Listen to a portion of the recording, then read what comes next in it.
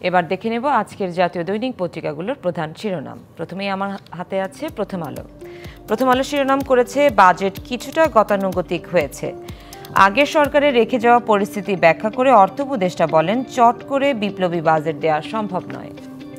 এরপর আমার হাতে আছে সমকাল। সমকাল শিরোনাম করেছে বঙ্গবন্ধু সহ 4 শতাধিক নেতার মুক্তিযোদ্ধার স্বীকৃতি বাতিল।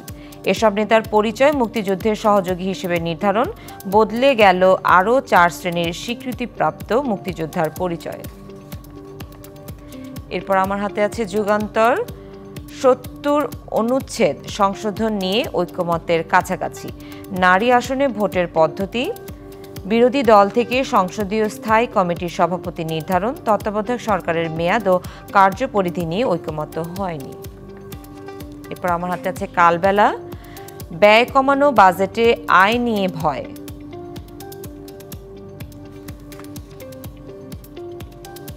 এরপর আমার হাতে আছে বাংলাদেশ প্রতিদিন। বাংলাদেশ প্রতিদিন শিরোনাম করেছে নতুন বাংলাদেশে পুরনো বাজেট। এরপর আমার হাতে আছে ইত্তেফাক। তত্ত্বাবধায়কের অধীনে স্থানীয় নির্বাচনের বিপক্ষে বিএনপি, পক্ষে জামায়াত ও এনসিপি। এরপর আমার হাতে আছে কালের কণ্ঠ। পর্দার আড়ালে জাতীয় সরকারের নীল নকশা।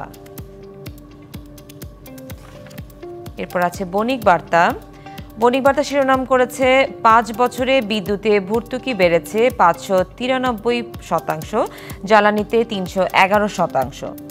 দেশের বিদ্যুৎ ও জ্বালানি খাতে সক্ষমতা বাড়াতে দেশি বিদেশি বিপুল অর্থ বিনিয়োগ করা হয়েছে। এই দুই খাতে ব্যাপকভাবে অবকাঠামো উন্নয়ন হলেও ভর্তুকি কমানো হয়নি।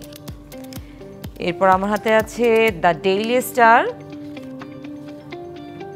ডেইলি স্টার শিরোনাম করেছে government revises definition of freedom fighters.